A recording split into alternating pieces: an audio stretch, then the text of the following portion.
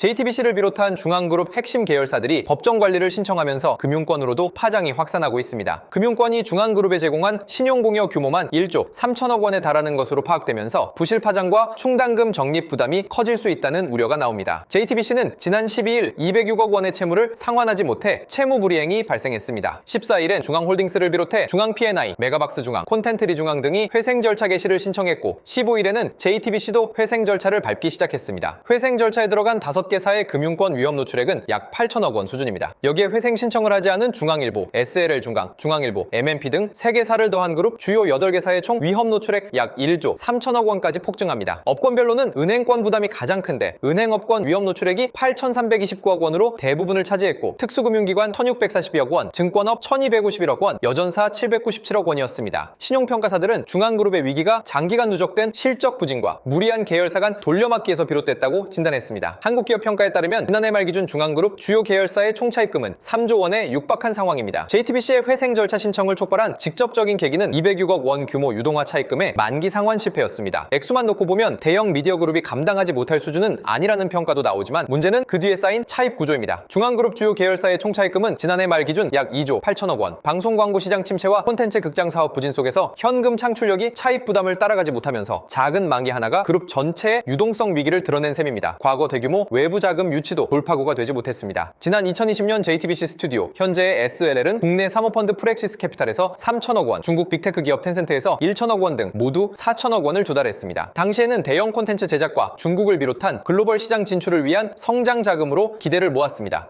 그러나 제작사 인수와 해외 사업 확장에도 안정적인 현금 흐름을 확보하지 못하면서 재무 부담은 계속 누적됐습니다. 다만 텐센트의 투자금이 JTBC 방송사에 직접 투입됐거나 이번 회생 신청의 원인이 됐다고 단정할 수는 없습니다. 텐센트는 콘텐츠 계열사 SLL에 투자한 재무적 투자자입니다. 결국 이번 사태의 본질은 중국 자금의 유입 자체보다 수천억 원의 외부 투자를 받고도 이를 지속 가능한 수익과 현금으로 전환하지 못한 중앙그룹의 공격적인 확장 전략과 재무관리 실패에 있다는 지적입니다. 이런 가운데 JTBC를 비롯해 콘텐트리 중앙, 메가박스 중앙, 중앙홀딩스, 중앙 P&I가 법원에 회생 절차 개시를 신청함에 따라 중앙그룹의 위기가 확산하는 모습입니다. 중국 자본을 끌어들여 글로벌 콘텐츠 제국을 꿈꿨던 중앙그룹이 결국 법원 문을 두드렸습니다. JTBC와 중앙홀딩스, 콘텐트리 중앙, 메가박스 중앙, 중앙 P&I 등 5개사는 유동성 위기를 견디지 못하고 기업 회생 절차를 신청했습니다. 위기의 한복판에는 콘텐츠 제작사 SLL 중앙이 있습니다. SLL은 2021년 프렉시스 캐피탈에서 3천억 원, 중국 텐센트에서 1천억 원을 유치하며 2024 연 3월까지 상장을 추진하기로 했습니다. 상장이 무산되면 원금과 약정 수익을 지급하거나 투자자 주도로 경영권 매각에 나설 수 있는 조건도 담겼습니다. 하지만 콘텐츠 시장이 얼어붙고 SLL의 상장이 계속 미뤄지면서 4천억 원의 투자금은 그룹의 거대한 상환 부담으로 돌아왔습니다. 흥행작이 이어졌지만 JTBC가 보유한 SLL 지분은 싼 퍼센트에도 못 미쳤고 프로그램 제작과 IP는 SLL에 집중된 반면 JTBC는 송출과 보도, 중개 비용을 떠안았습니다. 여기에 메가박스 지원과 대규모 차입금, 잇따른 투자 유치, 실패까지 겹쳤습니다. JTBC가 206억 원의 차입금을 갚지 못해 디폴트를 선언한 뒤 핵심 계열사들이 줄줄이 회생을 신청했습니다. 중국 텐센트의 돈이 몰락의 단일 원인은 아니지만 상장을 전제로 받아들인 외부 자본과 무리한 확장 전략에 실패하면서 중앙그룹의 유동성 위기를 더욱 키웠다는 평가입니다. 정작 텐센트가 투자한 SLL은 이번 회생 신청 명단에서 빠졌습니다.